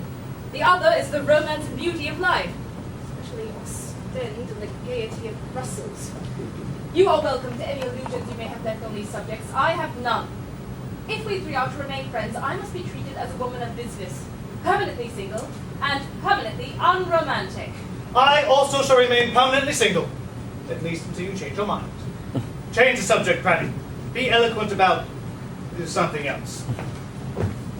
I'm afraid there's nothing else in the world I can talk about. The gospel of art is the only one I can preach. I know Miss Warren is a great devotee of the gospel of getting on, but we can't discuss that without hurting your feelings, Frank, since you're determined not to. No, don't mind my feelings. Come, give me some improving advice. Does me ever so much good. Try to make a successful man of me again, Viv? Come, let's have it all. Energy, thrift, foresight, self-respect, character. Don't you hate a person with no character, Oh, Viv? stop! Let's have no more of that horrible cat. Mr. Braid, if there are really only those two gospels in the world, we had better all kill ourselves. The same taint is in both through and through. There is a touch of poetry about you today, Viv, which has hitherto been lacking. Frank, aren't you a little unsympathetic? No, it's good for me. Keeps me from being sentimental. Checks your strong natural propensity that way, don't it? Oh, yes. Go on. Don't spare me. I was sentimental for one moment in my life. Beautifully sentimental by moonlight. I say now. then, take care, don't give yourself away. Oh, do you think Mr. Praed does not know all about my mother? Better have told me that morning, Mr. Praed. I'm very old-fashioned in your galaxies after all. Well, I'm afraid it is you who are a little old-fashioned in your prejudices, Miss Warren. I feel bound to tell you, speaking as an artist, and believing that the most human, intimate relationships are beyond and above the scope of the law, that though I know that your mother is an unmarried woman, I do not respect her less on that account. I respect her more. Hear, hear. Is that all you know? Why, certainly that is all. And neither of you know anything. Your guesses are innocence itself compared to the truth. I hope not. I hope not, Miss Warren. You're not making it easy for me to tell you, Mr. Praed.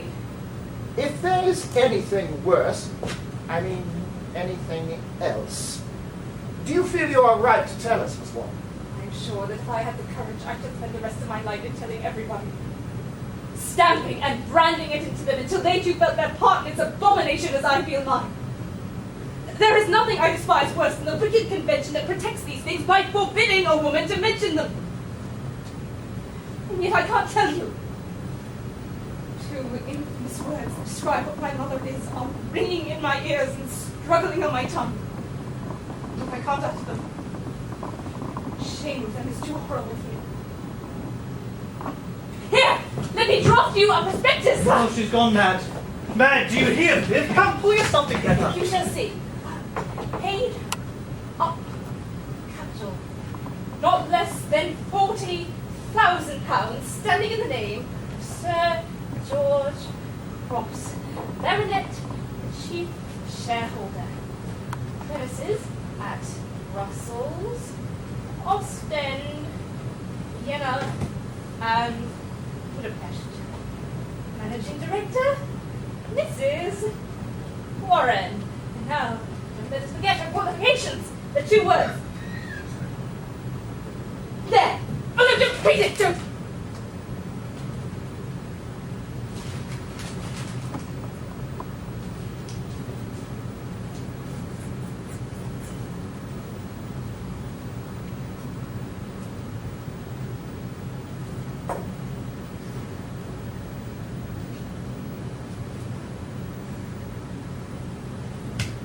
Dear, Viv, it's all right. I saw what you wrote, so did Praddy. We understand! And we remain, as this leaves us at present yours, ever so devotedly. We do indeed, Miss Warren. I declare you are the most splendidly courageous woman I've ever met. Don't stir, Viv, if you don't want to. Take it easy. Thank you. You'll always depend on me for 2 things, not to cry and not to faint. I shall need much more courage than that when I tell my mother that we have come to a parting of the ways. And now I must go to the next room for a moment to make myself entertained, if you don't mind. Shall we go away? No, I'll be back presently, only for a moment.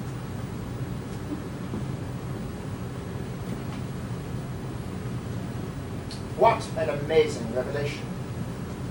I'm extremely disappointed in Crops, I am indeed. I'm not the least in the world. I find he is perfectly accounted for at last.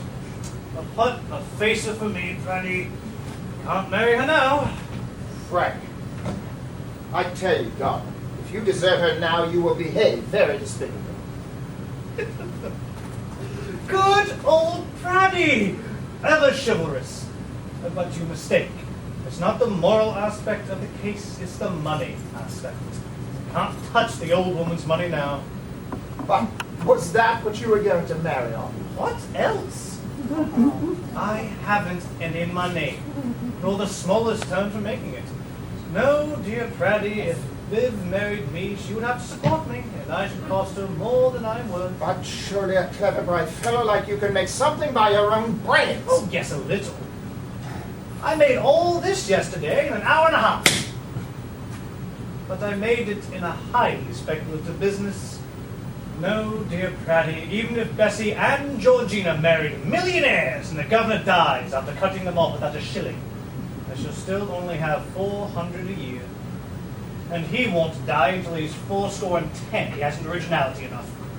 No, I shall be on short allowance for the next 20 years. No short allowance for Viv, if I can help it. I withdraw gracefully and leave the field to the gilded youth of England. So, that's settled. I shan't bother her with it. I'll just send her a little note after we've gone. She'll understand. Good fellow, Frank. I heartily beg your pardon. But must you never see her again? Never see her again. To hang it all, be reasonable. I shall come along as often as possible and be her brother. I cannot understand the ridiculously absurd consequences you romantic people put on the most ordinary transactions. I wonder who that is. Would you mind seeing them in? If it's a client, it'll look more respectable than if I appeared. Certainly. My dear Kitty, come in. Come in. You're here, are you? Here. And charmed to see you. You come like a breath of spring. Oh, get out with your nonsense. Where's Vivi? Praddy, won't she see me, don't you think? Why, don't distress yourself, my dear Kitty. Why should she not? You never can see why not. You're too innocent. Mr. Frank, did she say anything to you? She must see you if you wait until she comes in. Why shouldn't I wait? My dear Mr. Warren, suppose you were a sparrow, ever so tiny and pretty a sparrow, hopping in the roadway, and you saw a steamroller coming your direction. Would you wait for it? Don't bother me with your sparrows. What did she run away from Hazelmere like that for? I'm afraid she'll tell you if you rashly await her return. Do you want me to go away? No, I always want you to stay, but I advise you to go away. What? And never see her again? Precisely! Oh, Praddy. Don't let her be cruel to me. She's so angry. She sees I've been crying. You know Praddy is the soul of kindness. What do you say, Praddy? Go or stay?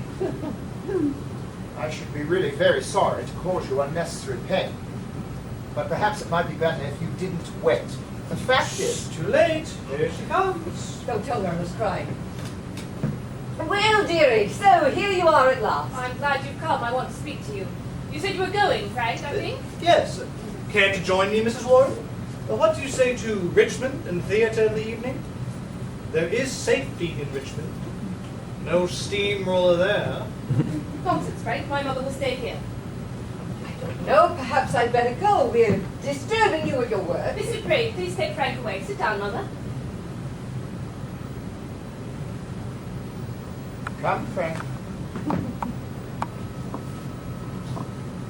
Bye-bye, Miss Bibby. Goodbye. A pleasant trip. Thank you. Thank you, I hope so. Goodbye. You'd ever so much better have taken my advice. Goodbye, Biff. Bye. Bye-bye, Kitty. Goodbye.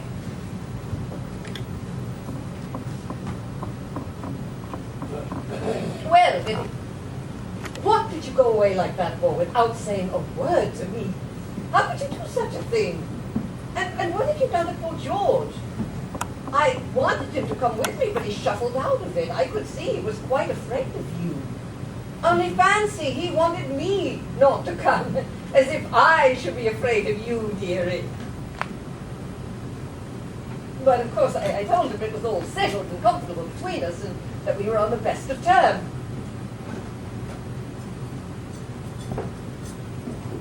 Bibby, what's the meaning of this? I got it from the bank this morning.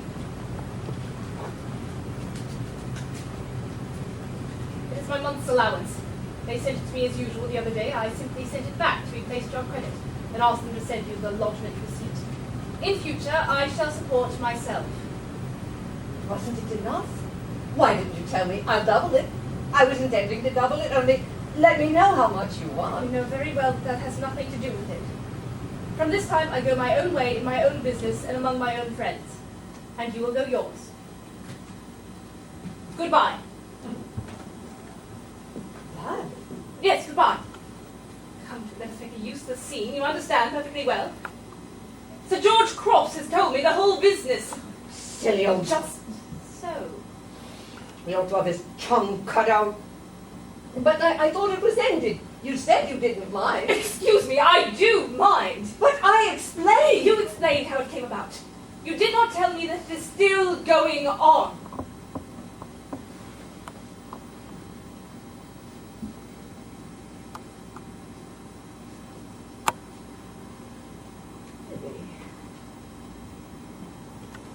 Do you know how rich I am? I have no doubt you are very rich. But you don't know all that means. You're too young. It means a new dress every day. It means theatres and balls every night. It means having the pick of all the gentlemen of Europe at your feet. It means a lovely house and plenty of servants. It means the choicest of eating and drinking. It means everything you like, everything you want, everything you can think of. What are you here? A mere drudge, toiling and moiling early and late for your bare living and 2 cheap dresses a year? Think over it.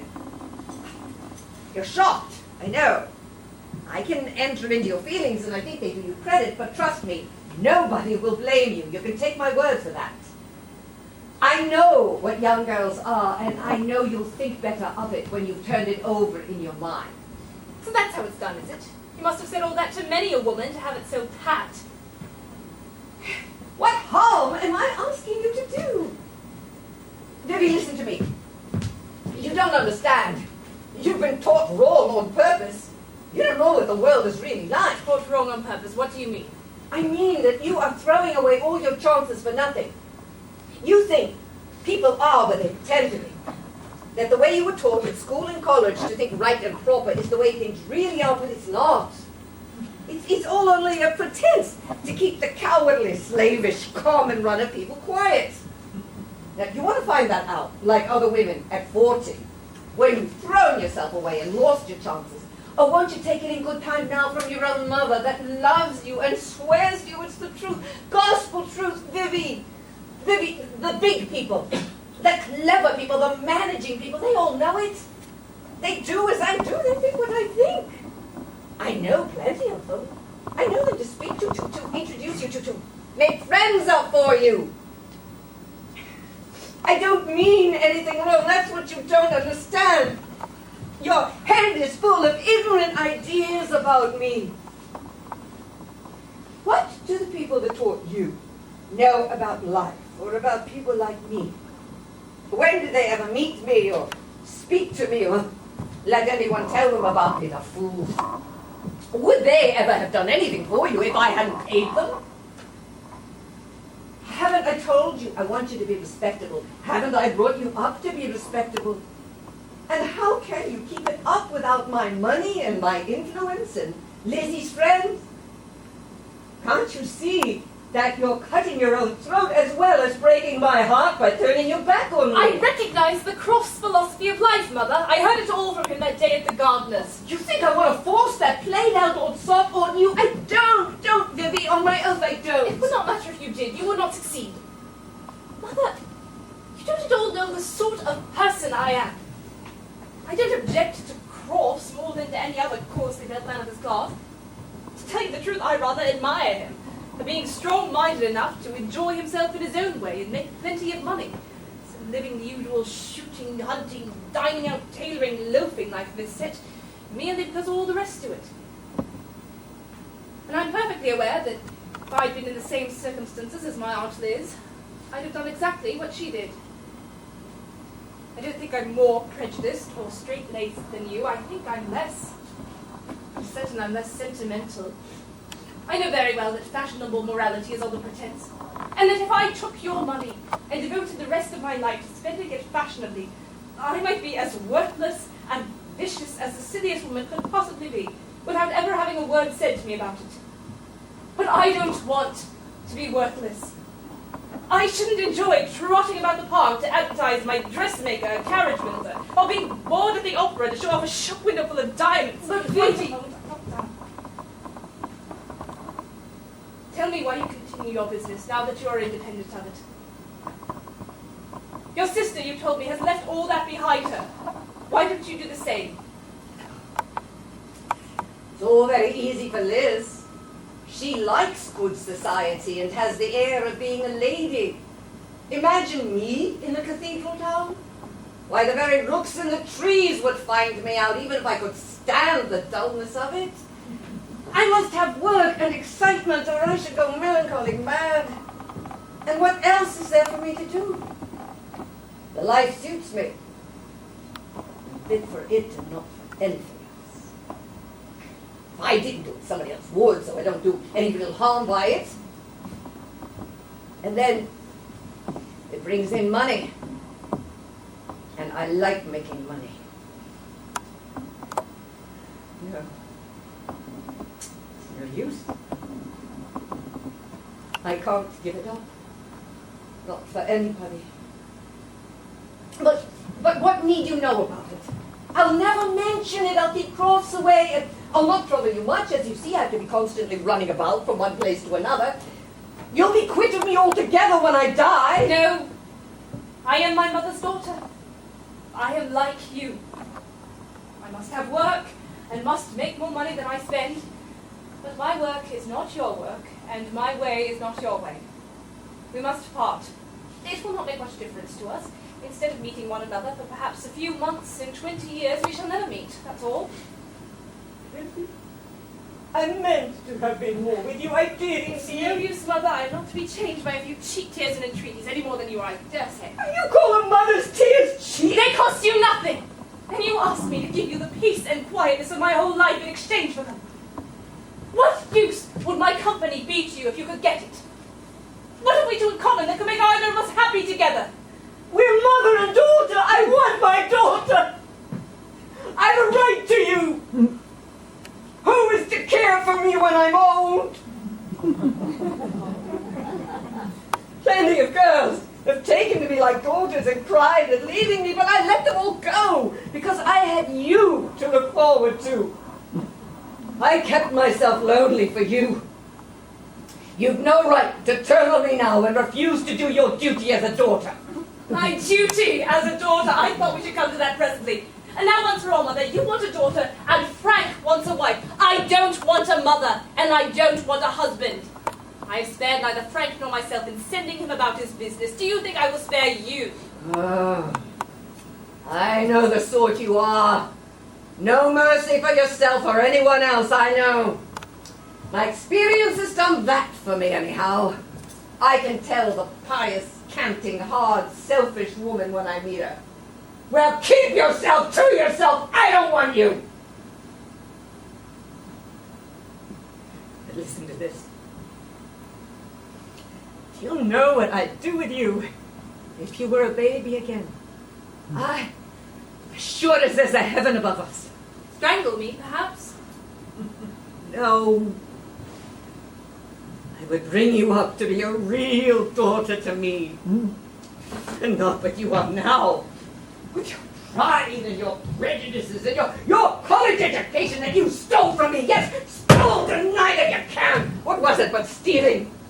I would bring you up in my own house. I would. In one of your own houses? Oh, listen to her! Listen to how she spits on her mother's grey hairs! You live to have your own daughter tear and trample on you as you have trampled on me. And you will. You will. No woman ever had luck with a mother's curse on her. I wish you wouldn't rant, Mother. It only hardens me. Come. Suppose I am the only young woman you ever had in your power that you did good to. Don't spoil it all now. Yes. Heaven forgive me, it's true. And you were the only one that ever turned on me.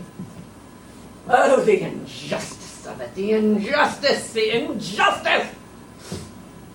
I always wanted to be a good woman. I tried honest work, and I was slave-driven until I cursed the day I ever heard of honest work. I was a good mother. And because I made my daughter a good woman, she turns me out as if I were a leper.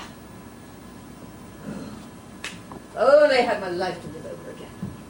I talked to that lying clergyman in the school. From this time forth, so help me heaven in my last hour, I'll do wrong and nothing but wrong. And I'll prosper on it. Yes. It is better to choose your line and go through with it. If I had been you, Mother, I might have done as you did. I would not have lived one life and believed in another. You are a conventional woman at heart. That is why I am bidding you goodbye now. I am right, am I not? Right to throw away all my money? No right to get rid of you. I should be a fool not to. Isn't that so? Oh, well, yes, if you come to that, I suppose you are. But Lord help the world if everybody took to doing the right thing.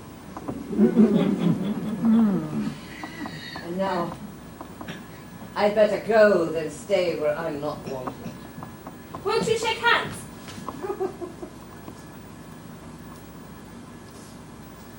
No, thank you. Goodbye. Goodbye.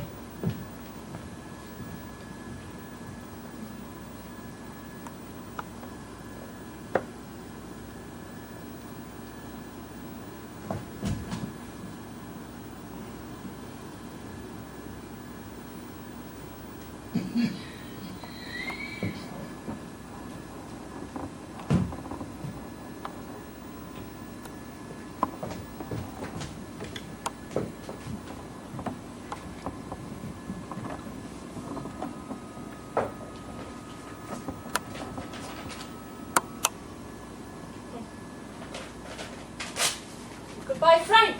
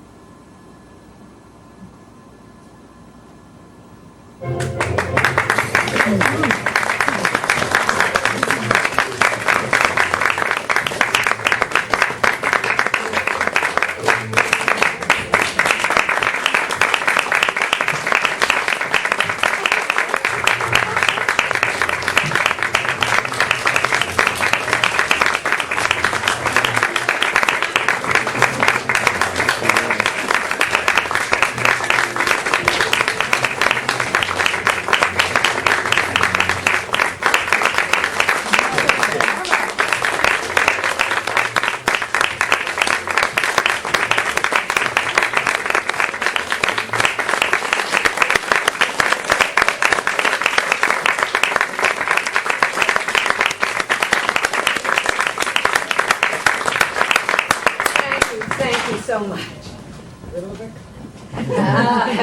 As you all know, this is our last performance of the season today, and we are so happy that you were such a responsive audience.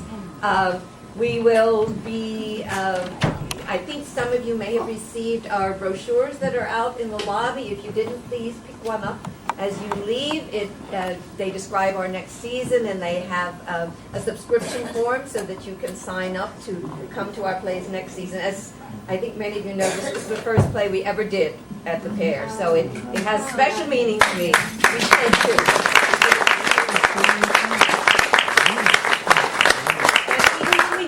We did it. The theater would be a success.